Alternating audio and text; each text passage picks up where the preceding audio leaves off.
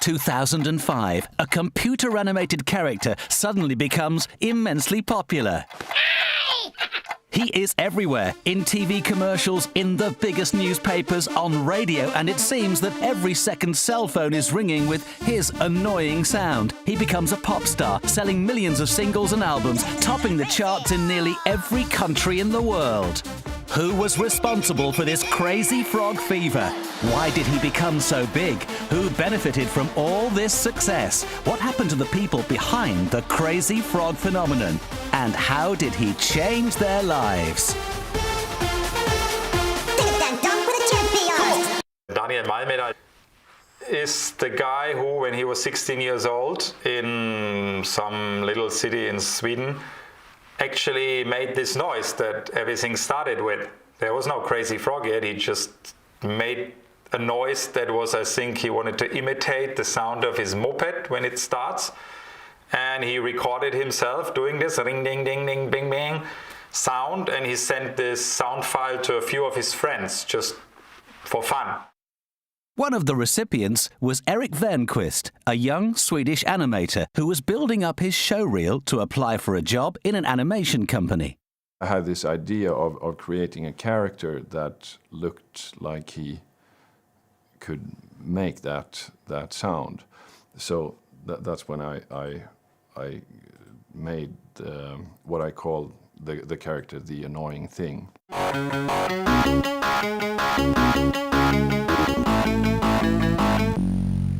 The plan was actually to make this animation a viral thing, because I thought it was funny, and I thought that if I just put this up on the internet, if I'm lucky, it will go around and people will see it.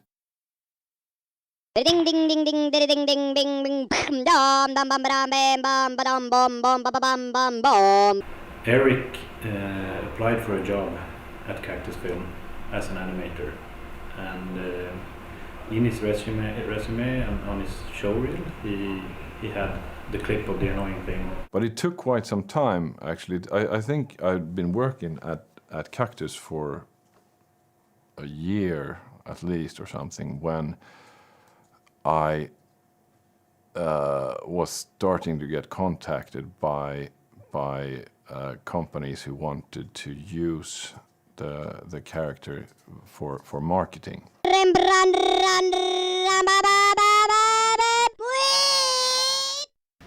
In 2005, the growth of the mobile phone content market, in particular ringtones, had its peak.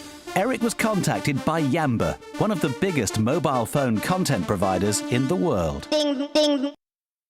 The first guy that contacted me from Yamba was this, I don't remember his name, he was a really, really pushy guy. And he was calling me at night and yelling on the phone, and it was like, you realize, Erik, I have to sign this fucking deal by tomorrow.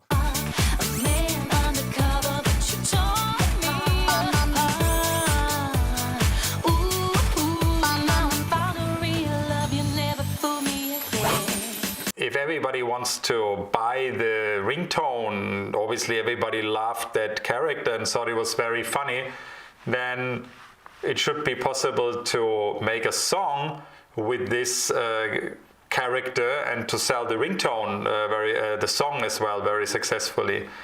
And that's when I started to think, how can I make a song out of this sound, or using this sound, and with the crazy frog maybe as the artist.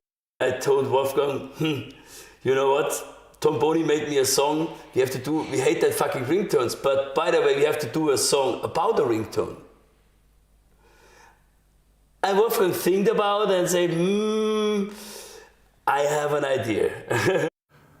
He wanted to take, sort of making the ultimate hit by taking the most popular mobile phone tune, and which was the Axel Foley theme from Beverly Hills Cop by Harold Faltermeyer, and combine it with the most popular visual element or most popular character for mobile phones, which was Crazy Frog at the time.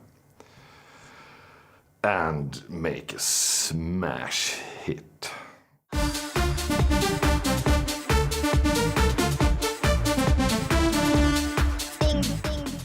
We went in the studio and I just cut the whole samples again. So I had on one bing, bam, boo, bam, bam, bam.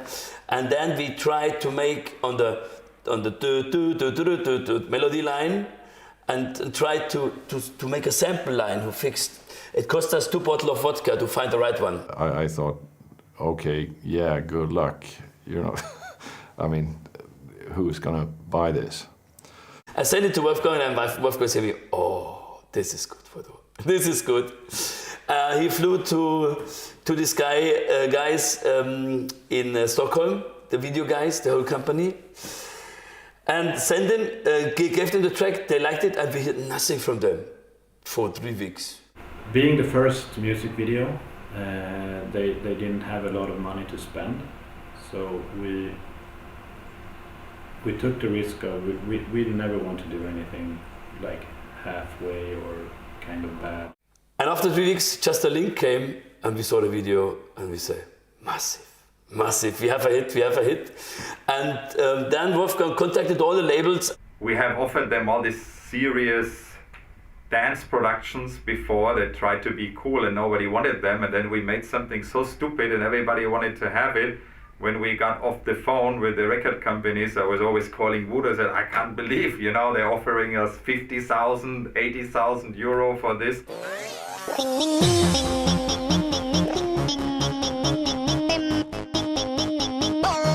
When Crazy Frog was released on the first day, on Monday, we were waiting for the news, and then in the afternoon, the guy from the record company in London, he called us and he said, we're outselling Coldplay 4-1.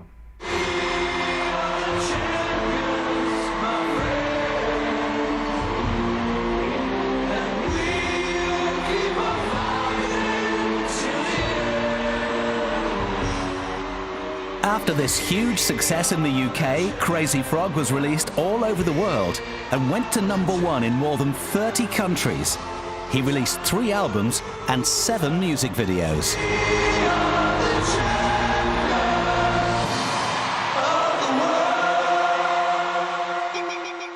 Crazy Frog music is not something I can't relate to it, and I don't think that there was any public demand for this at all. From our point of view, they pushed it way too hard, so people started hating this character, but it's a lovable little creature. But you know, if you see it 3 times each commercial break on TV, nobody likes it, except for small kids. So we had that problem for a while. But the thing that made it famous was the combination of a funny character, a good song, and a good video.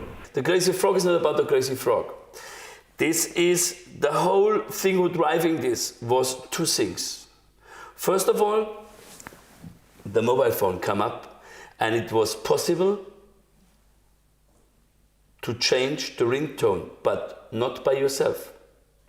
The second key of success was that Jamster was already a running business model for them, and this was already taught that they wanna have, that people can download it from them. This was new, you know, and people, they even didn't know that finally this was, I mean, they robbed off the people. I mean, they don't sold a ringtone.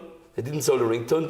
They sold a subscription model. That means you can download now 5 ringtones a week, and it's not easy to get away from this contract. You know. I wish I could have foreseen the longevity of it a little more, so that I could have had better creative ideas from the start, because my role was basically whenever someone wanted something or wanted to do something, a new song or a music video and whatever, I was always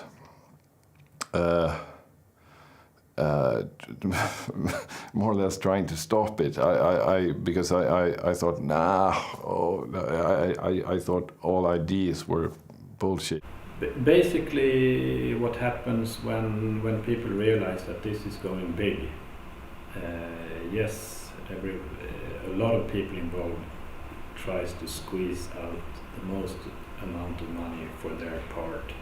I was along for the ride, and I made some money as well, and I understood, of course, that was the point of the whole thing. So, but it was just hard. I mean, it is hard if you have any artistic ambition to take part of a